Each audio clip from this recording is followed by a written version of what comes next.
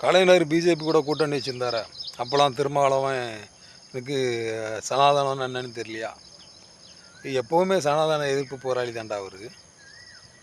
கலைஞர் கூட்டணி வச்சுருந்தாருன்னா அவர் கட்டுப்பாட்டில் பிஜேபி இருந்துச்சு தமிழ்நாட்டில். எந்த மக்கள் விரோத சட்டத்தையும் அவருங்க திணிக்க விடலை. ஆனால் இப்போ இருக்க ஏடிஎம்கே பிஜேபி கூட்டணி அப்படியா? அதை பேசு. சொல்லணும், கலைஞரை சொல்லணும். அவர் ஆர்எஸ்எஸ் ஆதரித்தார். எங்கே ஆதரித்தார்? ஆர்எஸ்எஸ் மக்கள் இயக்கம்னு அவங்க சொல்கிறாங்க. ஆனால் திராவிட கழகம் மக்கள் இயக்கம் தான். நான் திராவிட கழகத்துலேருந்து வந்தவன், எங்களுக்கு கொள்கை முரண்பாடு நிறையா இருக்குன்னு தான் கலைஞர் சொன்னார். அதெல்லாம் சொல்லாமல் மொட்டையாக சொல்லுவானுங்க. அங்கே குஜராத்து ரயில் கலவரத்தை, ரயில் அருவி சம்பவத்தை பேசுவானுங்க. அது கலைஞர் கண்டிச்சார்டா. வாஜ்பாயை கண்டிச்சிருக்காரு. இதெல்லாம் உண்மையை பேசுங்க, இதெல்லாம் பேசுங்க. சும்மா மொட்டையாக இங்கே ஆர்எஸ்எஸும் ஆதரிக்கலை, பிஜேபி யாரும் ஆதரிக்கலை.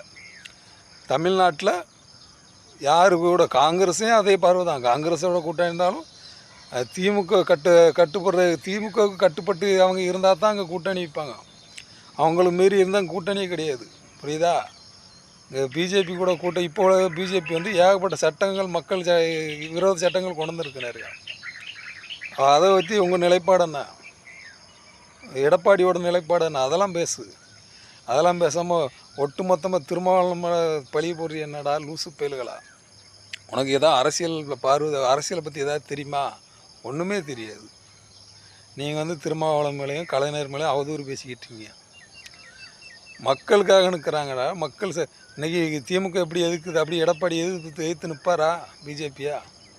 உனக்கு அது பயிர் சொல்ல வக்கு இருக்கா போல எவனுக்காவது? உண்மை எழுதுங்கடா, ஒழுங்காக எழுதுங்க. அவதூறு எழுதாங்கடா, அவதூறுக்கு பிறந்தவனுங்களா?